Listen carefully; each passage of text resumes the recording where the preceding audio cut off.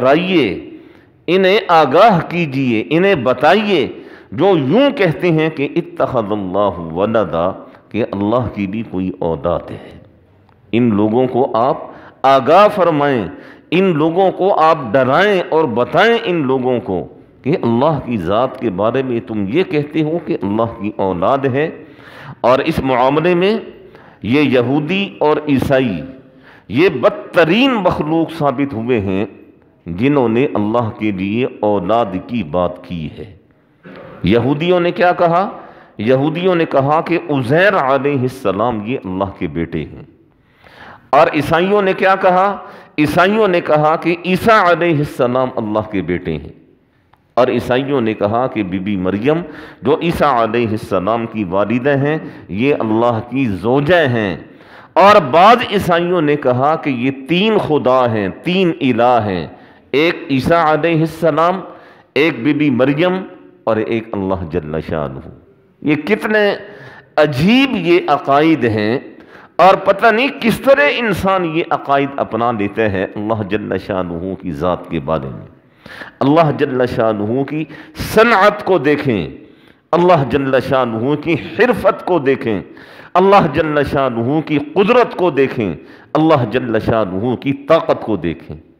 عزیر علیہ السلام کے بارے میں یہودیوں نے کہا کہ یہ اللہ کا بیٹا ہے، اور عیسیٰ علیہ السلام کے بارے میں عیسائیوں نے کہا کہ یہ اللہ کا بیٹا ہے، اور بعض نے کہا کہ یہ اللہ کا یہ خود اللہ ہے۔ اور آج ہم مسلمان بھی کہتے ہیں نا کہ فلاں مشکل کشا ہے اور فلاں اللہ کی صفات میں شریک ہے۔ کیا کسی ایک نے بھی یہ کاریگری کی ہے جو اللہ جل شانہ نے کر کے دکھائی ہے؟ یہ زمین کس نے بنائی ہے؟ آسمان کس نے بنایا ہے؟ سورج کس نے بنایا ہے؟ چاند کس نے بنایا ہے؟ یہ انسان جو 6 فٹ کا وجود رکھتا ہے یہ کس نے بنایا ہے؟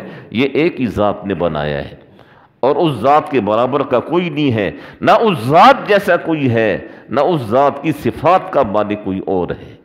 اسی لیے اللہ جل شانہ نے فرمایا وَيُنذِرَ الَّذِينَ، انہیں ڈرائیے، انہیں بتائیے جو یہ کہتے ہیں کہ اتخذ اللہ ولدا، یہ اللہ نے بھی اپنی اولاد رکھی ہے۔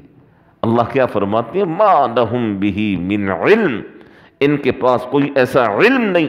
تلا آرام سے بیٹھو ہے، ان کے پاس کوئی ایسا علم نہیں ہے، کوئی ایسی چیز نہیں ہے ان کے پاس جو بطور ثبوت کے لیے پیش کر سکے۔ وَلَا لِآبَائِهِمْ، یہ کیا ان کے باپ داداؤں کو پتہ نہیں ہے۔ یہ وہ اجہل اور جاہل مخلوق اس دنیا میں آئی ہے جو اللہ کے بارے میں یوں کہتے ہیں کہ اللہ نے اولاد رکھی ہے۔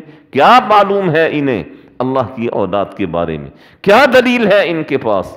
کوئی دلیل نہیں ہے، اور یہ ایک تہمت ہے۔ یہ اگلی آیت میں اللہ فرما رہے ہیں کبرت کلمۃ، یہ بہت بھیانک تہمت ہے، بہت بری تہمت ہے، تخرج من افواہہم، یہ جو اپنی زبان سے یہ لوگ یہ الفاظ نکال رہے ہیں اللہ جل شانہ کے بارے میں۔ ان یقولون الا کذبا، ان یقولون الا کذبا، سوائے جھوٹ کے یہ اور کچھ بھی نہیں ہے، بس یہ جھوٹ ہی بک رہے ہیں اپنی زبان سے، اور اللہ جل شانہ کے بارے میں کہتے ہیں کہ اللہ جل شانہ کی اولاد ہے۔ اور اولاد بھی کسے قرار دے رہے ہیں؟ ان اولو العزم ہستیوں کو جنہیں اللہ نے نبی بنا کر اس دنیا میں بھیجا۔ عزیر علیہ السلام یہ کوئی معمولی انسان نہیں تھے، یہ اللہ جل شانہ کی طرف سے نبی بن کر آئے تھے۔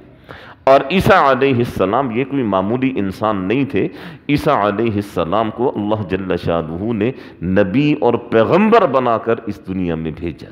اور ان آیات میں اللہ جل شانہ نے بڑے سخت الفاظ میں ان چیزوں کی مذمت بیان فرمائی ہے کہ کوئی یوں کہے کہ اللہ جل شانہ کی اولاد ہے، یا کوئی یوں کہے کہ اللہ جل شانہ کی بیوی ہے۔ یہ کہا کرتے تھے مشرکین کہ فرشتے یہ اللہ جل شانہ کی بیویاں ہیں، کوئی بیویاں بنا رہا ہے، کوئی اولاد بنا رہا ہے، اور پتہ نہیں کیا کچھ عقائد اور نظریات لوگوں نے اپنائے ہوئے ہیں۔ الامان والحفیظ، اس لحاظ سے ہم مسلمان الحمدللہ ثم الحمدللہ بہت ہی خوش نصیب ہیں کہ اللہ جل شانہ نے ہمیں جس نبی کا امتی بنایا، اس نبی نے ہمارے ایک ایک عقیدے کی اصلاح کی ہے، اور ہمیں بتایا ہے کہ اللہ جل شانہ وہ ذات ہے لیس کمثلہ شیء، اللہ جل شانہ وہ ذات ہے، اللہ احد، اللہ وہ ذات ہے، اللہ الصمد، اللہ وہ ذات ہے، لم یلد ولم یولد، اللہ وہ ذات ہے، لم یکن لہ کفوا احد، اللہ وہ ذات ہے کہ اول بھی وہی ہے، اللہ وہ ذات ہے آخر بھی وہی ہے، اللہ وہ ذات ہے ظاہر بھی وہی ہے، اللہ وہ ذات ہے باطن بھی وہی ہے، اللہ وہ ذات ہے غفور الرحیم بھی ہے، اور اللہ وہ ذات ہے جو کہتے ہیں کہ مجھ سے ڈر کر رہو، میری پکڑ بڑی سخت ہے، ان بطش ربک لشدید۔ تو اللہ جل شانہ نے ان آیات کریمہ میں بڑے سخت الفاظ میں مذمت بیان فرمائی ہے ان لوگوں کی جو یہ کہتے ہیں کہ اللہ جل شانہ کی بھی اولاد ہے اور اللہ جل شانہ بھی اولاد رکھتے ہیں۔ یہ کچھ ہی 2-3 آیات کے بعد انشاءاللہ وہ اصحاب کہف کا واقعہ شروع ہو جائے گا۔